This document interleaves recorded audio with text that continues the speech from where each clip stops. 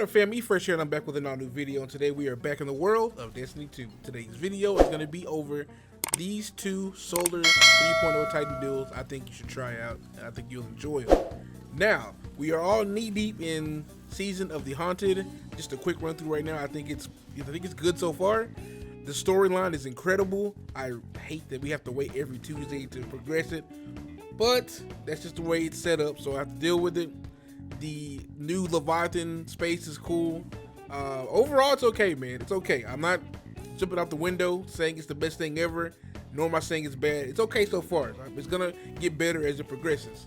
Now, the first build is gonna be known as the Endeavor build, and the reason why is if you look at this helmet and you watch My Hero Academia, you will understand why, because I had to channel my inner Endeavor for this one. Again, when you read the perks, when you are critically wounded with a full class ability energy, or when you cast a barricade, create a sunspot at your location that has improved restoration effects.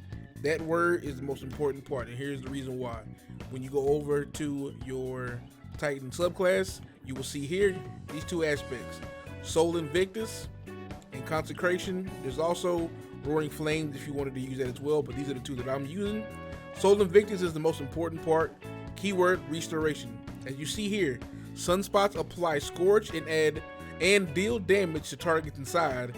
Also, entering a sunspot applies restoration. What that basically does is when you pop a barricade and you're sitting in that sunspot, you're basically just regenerating health continuously. Just as like you getting in there, getting shot, it just regenerates, which is why these are important. I'm using Ember of Torches, Ember of Solace, and Ember of Searing, but this is the most important one. Radiant and restoration effects applied to you have increased duration. Basically, when you regenerate health and shields over time, it cannot be interrupted by taking damage. So that's why when you're sitting in that sunspot behind your barricade and you're still getting shot from a different side, it's just going to continuously keep regenerating health and shields over time, and it won't be interrupted, which is why this is amazing. So this is really one of the, if not the main fragment you should definitely be using with this build. Now, these other two, the Ember of Torches, powered melee attacks against combatants make you and nearby allies radiant. Now, as you see here, I'm going to be running Hammer Strike instead of the other hammer. So mainly because I like Scorch, and also I like Ignition when explosion when you deals damage in an area around the target. So anytime you basically get a kill with your Hammer Strike, they're going to explode, as you see here on the screen. So that's why Ember of Torches is great. So again, powered melee attacks against combatants make you and nearby allies radiant. So with your teammates, when I get a kill with my powered melee, I and my teammates become radiant. And what radiant is going to enhance the power of the Traveler and deal increased damage to your foes. Basically, you get a damage buff. So that's why that's important. And to top it off, Ember of Searing, defeating scorched targets grants melee energy. We all know how it is with with your Hammer Strike, and you can't really one charge. This is PvP related, by the way, on this one alone. But you can't one-shot kill with your shoulder charge anymore unless you're using Peregrine Greaves. And they're scorched. So if that happens, you hit somebody, shoot them afterwards, you get melee energy. Same thing's gonna apply here in PvE as well. So these are the three fragments I recommend. These are the two aspects I recommend you use. And yeah, that's it for the Lorelei Solar 3.0 build. It's really good. I'm gonna have some footage over the screen so you'll see just some examples of what I'm talking about. It's really good, and I definitely think you should try out this build. All right, and build number 2, this one is going to be named the Burning Steps Solar 3.0. Hence, I'm going to be using the Path of the Burning Steps leg armor. And as you see, for the perk, Solar Final Blows periodically grant you an escalating bonus to weapon damage. You are harder to slow and freeze with stasis, and when you break out, you take no damage from doing so, creating a burst of solar energy around you.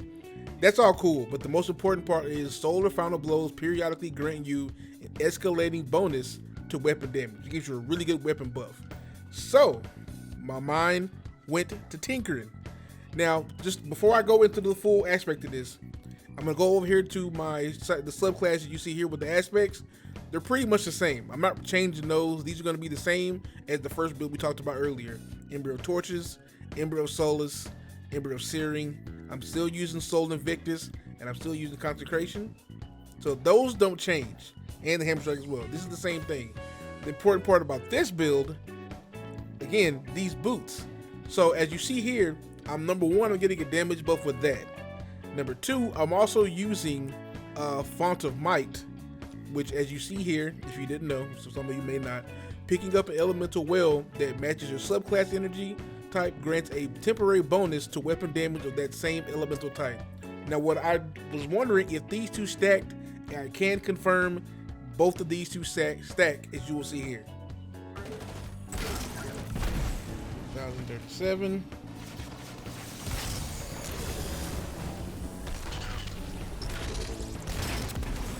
4,084, okay.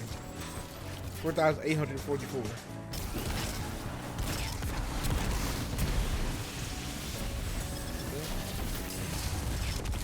Solar weapons boost plus Firewalker. Right here we go. And 6,307, can confirm it does stack. Now, as you've seen in the video, yes, Firewalker and Font of Might both stack, which is insane. It does incredible damage, and this is why I use Sunshot, because you just make a lot of shit explode, man, a lot. And that's why I love this hand cannon, especially in Solo 3.0. It's incredible. Now, overall, if I had to choose between both of those builds, I'm probably going to choose the Firewalker, the Burning Path one, just because of the weapon damage. I think it's really good. I didn't get a chance to try this out with Radiant. I don't think Radiant is going to stack with the other two. I'm pretty sure it won't, because if it does, that'd be insane. If it does, I'll have a clip in here right at this point. 4,899. Now the Firewalker, 5,879, right? Okay, I'm gonna do Firewalker, my solar weapon boost, and Radiant. Buddy. Firewalker. Alright.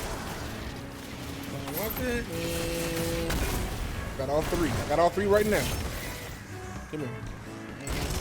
8,573. 8,573. That is with all three. So it does stack. It does stack. Holy shit. And if you didn't see that clip, that means that it doesn't stack.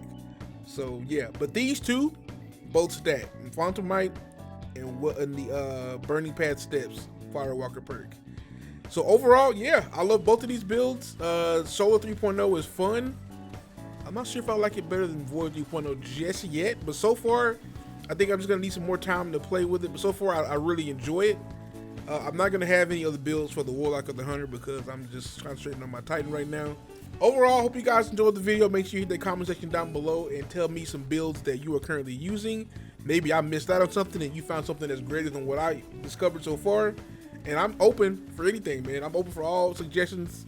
You know, this is what we're all here for. And hopefully, I may help you out with something you didn't realize, something you can help me out with something I didn't realize. So that's how this thing works. That being said, guys, which I've said already, I hope you enjoyed. Make sure you subscribe to the channel for more content, and make sure you give that video a like for your boy, please, because it supports the channel. And yeah, keep grinding, man. I'm out.